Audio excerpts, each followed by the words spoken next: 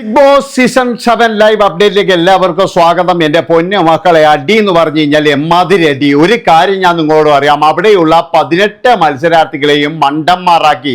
അവന്മാർക്ക് എന്ന് പറഞ്ഞു കഴിഞ്ഞാൽ ഒരു വിവരവുമില്ല, ഒരു വിചാരവുമില്ല. ബിഗ് ബോസിന്റെ ഷോ പോലും കാണാതെയാണ് വന്നിരിക്കുന്നത് എന്നാണ് എനിക്ക് തോന്നുന്നത്. ഒരു കാര്യം ഞാൻ നിങ്ങളോട് അറിയാം, അവിടെ നല്ല രീതിയിൽ കളിച്ചിരിക്കുന്നതും അവിടെ ഒന്നാം സ്ഥാനത്തിനും യോഗ്യത എന്ന് പറഞ്ഞാൽ അനീഷ് മാത്രമാണ്. ബാക്കി എല്ലാവരും എന്ന് പറഞ്ഞാൽ നന്മ മരങ്ങളാണ്. അവർക്കൊക്കെ എന്ന് പറഞ്ഞു കഴിഞ്ഞാൽ ഇനി പോയിട്ട് സീരിയലിൽ അഭിനയിക്കണം, ഇനി പോയിട്ട് എല്ലാ കാര്യങ്ങളും ചെയ്യണം. ഇവിടെയുള്ള ഷോ എന്ന് പറഞ്ഞു കഴിഞ്ഞാൽ എങ്ങനെയെങ്കിലും ഒരു 2-3 ആഴ്ച ഇങ്ങനെ തള്ളി നീക്കണം എന്നുള്ള തരത്തിലാണ് അവിടെയുള്ള മത്സരാർത്ഥികൾ മുഴുവൻ. ഒരാൾ പോലും ഇറങ്ങിക്കളിക്കാൻ തയ്യാറല്ല. നന്മ മരങ്ങളെ കൊണ്ട് നിറഞ്ഞിരിക്കുകയാണ്. ഇപ്പോഴേ ഇതിനൊരു അടി വെച്ചു കൊടുത്തില്ലെങ്കിൽ ബിഗ് ബോസ് പിന്നീട് എന്ന് പറഞ്ഞാൽ ഇത് വലിയൊരു ബാധ്യതയായി തീരുമെന്നാണ് എനിക്ക് പറയാനുള്ളത്. ഈ നന്മ മര കൂട്ടങ്ങളെ, ഈ 18 കൂട്ടങ്ങളെ എന്ന് പറഞ്ഞു കഴിഞ്ഞാൽ തെറ്റിക്കണം. അതാണ് വേണ്ടത്. ഇവറ്റകൾ ഒരിക്കലും എന്ന് പറഞ്ഞു കഴിഞ്ഞാൽ ഒരുമിച്ച് ഇതുപോലെ കൊണ്ടുപോകരുത്. ഒരുമിച്ച് കൊണ്ടുപോയി കഴിഞ്ഞാൽ ഈ ഷോ എന്ന് പറഞ്ഞാൽ ഇവന്മാർ നശിപ്പിക്കും. നമ്മളെല്ലാവരും കണ്ടതാണ്, നന്മ മരങ്ങളിൽ ഷോ നശിപ്പിച്ച കാര്യങ്ങൾ നമ്മൾ കണ്ടതാണ്. ഇപ്പോഴവിടെ ഒരു ടാസ്ക് കൊടുത്തപ്പോൾ നിങ്ങൾക്ക് 1-ാം സ്ഥാനമാണോ 2-ാം സ്ഥാനമാണോ എന്നുള്ള ടാസ്ക് അവിടെ ശരിക്കും പറഞ്ഞു കഴിഞ്ഞാൽ സംസാരിച്ചിട്ടാണ് ഓരോ ആൾക്കാരും ഞാൻ ഇതിന് റിസർവ് ആണ് എന്ന് പറയേണ്ടത്. ഓരോ ആൾക്കാരും അങ്ങനെയാണ്. പക്ഷേ അവിടെ എന്താണ്, നീയല്ലേ, നിനക്ക് ആഹാരം വേണ്ടേ? ആഹാരം വേണ്ടേ? എവിടെ നോക്കിക്കഴിഞ്ഞാൽ ഈ തീറ്റി പണ്ടാരങ്ങൾ, അതായത് തിന്നാൻ വേണ്ടി മാത്രം വന്നിരിക്കുന്ന കുറെ ഊളകളായിട്ട് മാത്രമേ എനിക്ക് ഇവറ്റകളെ കാണാൻ കഴിയുള്ളൂ. ഇവറ്റകൾക്ക് വേണ്ടതെന്ന് വെച്ചാൽ കുറെ ക്രീമും വേണം, കുറെ ഡ്രസ്സും വേണം, പിന്നെ തിന്നാനും കുറെ വേണം. ഇത് മാത്രമാണ് അവിടെ കളിച്ചിരിക്കുക. അതായത് ഞാൻ ഈ സ്ഥാനത്തിന് അർഹനാണ് അനീഷ് പറയുമ്പോഴേ അവന് എന്താ വേണ്ടത്? അവനെ ശരിക്കും സംസാരിച്ചു തോൽപ്പിക്കുകയാണ് വേണ്ടത്. ഇത് കൊഞ്ഞനം കുത്തുക, അതുപോലെ തന്നെ എന്ന് പറഞ്ഞു കഴിഞ്ഞാൽ എന്തൊക്കെയോ വിക്രിയകൾ കാണിക്കുക. പിന്നെ ആര്യ എന്ന് പറയുന്നവൻ അവനൊക്കെ എന്താ ചെയ്യുന്നത്? അപ്പാനീന്റെ കാര്യം പിന്നെ പറയാനില്ല. നാണോ മാനോ ഇല്ലാത്ത ഉളുപ്പില്ലാത്തവൻ അപ്പാനി എന്നാണ് ഞാൻ പറയുള്ളൂ. അതായത് ഇത്രയും വൃത്തികെട്ട ഒരു മത്സരാർത്ഥിനെ ഞാൻ കണ്ടിട്ടില്ല. അയാൾ ഇപ്പോഴും അങ്കമാലിയിലെ ഗുണ്ട തന്നെയാണ്. അയാൾ ഇനി മാറാനൊന്നും പോകുന്നില്ല. നിങ്ങൾ ഇനി എന്ത് പറഞ്ഞു കഴിഞ്ഞാലും അപ്പാനി എന്ന് പറയുന്നവ മാറാൻ പോകുന്നില്ല. അവന് അനീഷിനോട് ഭയങ്കരമായിട്ടുള്ള വൈരാഗ്യം അങ്ങ് വന്നിരിക്കുകയാണ്.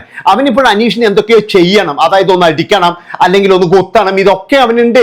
പക്ഷെ ഇതൊന്നും ബിഗ് ബോസിൽ നടക്കത്തില്ലല്ലോ. അവന് ഭയങ്കരമായിട്ട് പ്രശ്നമുണ്ട് എന്നുള്ളതിൽ യാതൊരു സംശയവുമില്ല. പിന്നെ മറ്റൊരു കാര്യം, അനീഷിന് ഈ ഒരു ടാസ്കിൽ നമുക്ക് ഒരിക്കലും കുറ്റം പറയാൻ കഴിയില്ല. കാരണം ഞാൻ പറഞ്ഞല്ലോ, ഇവന്മാരൊന്നും ബിഗ് ബോസ് പ്രത്യേകിച്ച് പറയുന്നുണ്ട്, ഇത് ആ റൂമിലേക്ക് പോകേണ്ട ഗെയിം അല്ല, ഇത് നിങ്ങളുടെ 1-ാം സ്ഥാനം നിങ്ങൾ നിർണയിക്കേണ്ട ഗെയിമാണ്. അത് പറഞ്ഞിട്ട് കൂടി ഇവന്മാർക്ക് ഒരെണ്ണത്തിന് പോലും മനസ്സിലാകുന്നില്ല. ഞാൻ പറഞ്ഞല്ലോ, രാവിലെ എഴുന്നേറ്റ് കഴിഞ്ഞാൽ കുറെ എണ്ണത്തിന് കിച്ചണിൽ പോയിട്ട് അവിടെ ഇങ്ങനെ ഇളക്കിക്കൊണ്ടിരിക്കണം. ആ ഒനിയനൊക്കെ എന്ന് പറഞ്ഞ ഇളക്കല് തന്നെയാണ്, വേറെ ഒന്നുമില്ല. അപ്പൊ വായ തുറക്കുന്നില്ല. പിന്നെ എന്ന് പറഞ്ഞ അനുമോൾക്ക് ഒന്ന് തിരിഞ്ഞു കളിക്കണം എന്നുണ്ട്, അതായത് ഒറ്റക്ക് കളിക്കണം എന്നുള്ള വിചാരമൊക്കെ ഉണ്ട്. പക്ഷെ സാധിക്കുന്നില്ല. എന്താ, ഇവന്മാരുടെ ഇതിന്റെ ഉള്ളിലേക്ക് അങ്ങ് പിടുത്തം വീണുപോയി. അതുകൊണ്ട് എന്റെ അഭിപ്രായത്തിന് അക്ബറൊക്കെ എന്ന് പറഞ്ഞാൽ വെറും വേസ്റ്റായ ഒരു കാര്യമാണ് നിന്ന് കാണുന്നത്. ഇനിയിപ്പോഴും ഷാനവാസിന് ഇന്ന് നമ്പർ 1 കളി ഉണ്ടായിരുന്നു.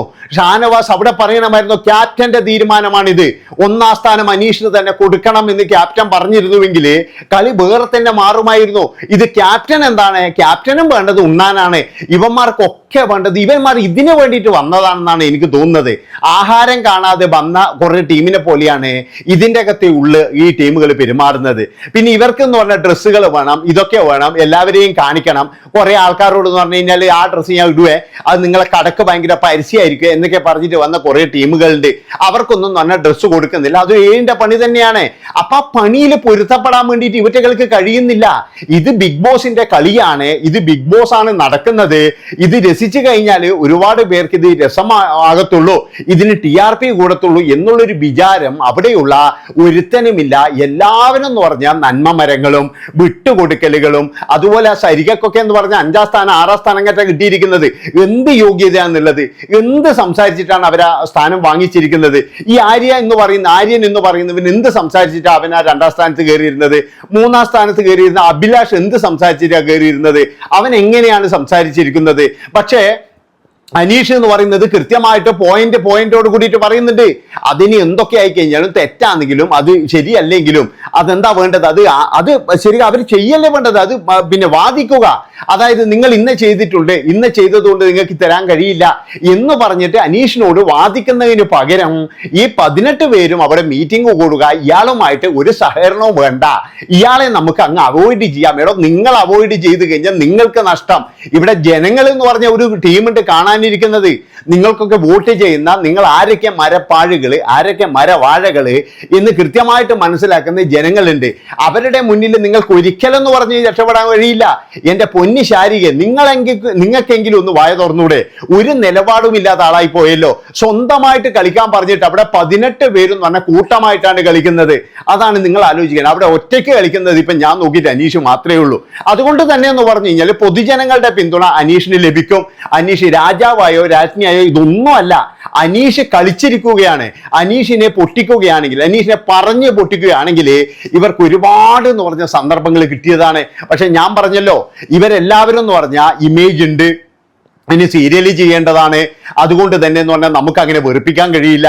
എങ്ങനെയെങ്കിലും അങ്ങനെ അങ്ങ് പോകണം എന്നുള്ള ഈ കാഴ്ചപ്പാടിൽ അത് ബിഗ് ബോസ് 8ന്റെ പണിയാന്ന് കൊടുത്തിരിക്കുക. അനീഷ് എന്ന് പറയുന്നത് ബിഗ് ബോസിന്റെ കയ്യിലുള്ള വടിയാണെന്ന് ഞാൻ വീണ്ടും പറയുകയാണ്. ഇവറ്റകളുടെയൊക്കെ ഇമേജിന്റെ ആ കാര്യങ്ങൾ തകർക്കാൻ വേണ്ടിയിട്ടും ഇവരുടെയൊക്കെ ആ പേടി മാറ്റാൻ വേണ്ടിയിട്ടും പിന്നെ എന്ന് പറഞ്ഞാൽ ഇവന്മാരൊക്കെ കളിക്കാതിരിക്കുന്ന ഉൾവലിയുന്ന ടീമുകളെ പുറത്തിറക്കാൻ വേണ്ടിയിട്ടും അനീഷിന് ബിഗ് ബോസ് കൊടുത്തിരിക്കുന്ന ഒരു വലിയ ടാസ്കാണ് നമ്മൾ ഇന്ന് കണ്ടത്. ഇത് മനസ്സിലാകാത്തത് എന്ന് പറഞ്ഞാൽ അവിടെയുള്ള ഈ 18 എണ്ണത്തിന് മാത്രമാണ്. അതാണ് നിങ്ങൾ മനസ്സിലാക്കേണ്ടത്. ഇന്നലെ ഒരു മരവാഴ പറയുന്നത് കേട്ടു, അനീഷ് എന്ന് പറയുന്നവൻ മൊണ്ണയാണെന്ന്. അവൻ കഴിഞ്ഞ ബിഗ് ബോസ് മത്സരാർത്ഥിയാണ്. അവൻ എന്ന് പറഞ്ഞ ബില്ല ഡയലോഗ് അടിച്ചിട്ട് ഇരുന്ന് പോയിട്ട് വേറെ இடത്തിന്റെ തല്ലും കൊണ്ടിട്ടാണ് അവൻ വന്നിരിക്കുന്നത്. എന്നിട്ട് അവൻ പറയുകയാണ് അനീഷ് എന്ന് പറയുന്നവൻ മൊണ്ണയാണെന്ന്. അനീഷ് അവിടെ കളിക്കുന്നുണ്ട്. ഇവനെ പോലെ മറ്റേ എന്താ രാരീരം പാടിയിട്ട് നിൽക്കുവല്ലേ എന്നത്. പെങ്ങൾ പാസവും പറഞ്ഞിട്ട് പെങ്ങൾക്ക് വീടെടുത്ത് കൊടുക്കാന്ന് പറഞ്ഞിട്ട് ഇവിടെ കുറെ ടീം ഉണ്ടായിരുന്നു. എന്തൊക്കെ ആയിക്കഴിഞ്ഞാലും ഒരു കാര്യം ഞാൻ പറയുകയാണ്, അനീഷിനെ ഒരു കാരണവശാലും പുറത്താക്കരുത്. അനീഷ് തന്നെയാണ് അവിടെ ഗെയിം കളിക്കുന്നത്. അനീഷ് ഉള്ളത് കൊണ്ട് മാത്രമാണ്. അല്ലാതെ നന്മ മരങ്ങൾക്കും ഇഷ്ടം പോലെ ഉണ്ണാനും ഉടുക്കാനും ഏമാർക്കൊക്കെ എന്ന് പറഞ്ഞു കഴിഞ്ഞാൽ കൃത്യമായിട്ട് മേക്കപ്പ് സാധനം കിട്ടണം, കൃത്യമായിട്ട് ഊണ് കഴിക്കണം, കൃത്യമായിട്ട് ഡ്രസ്സ് കിട്ടണം. ഇതൊക്കെ ഇവരൊരു വീക്ക്നെസ് ആണ്. ഇവരൊക്കെ സെലിബ്രിറ്റികളാണ്. പക്ഷേ അനീഷ് എന്ന് പറയുന്നവൻ സെലിബ്രിറ്റി അല്ല. അവനൊരു ഇമേജും നോക്കണ്ട, അവനൊന്നും നോക്കേണ്ട ആവശ്യമില്ല. അവൻ എന്താണ്? അവനൊരു സാധാരണ മനുഷ്യനാണ്.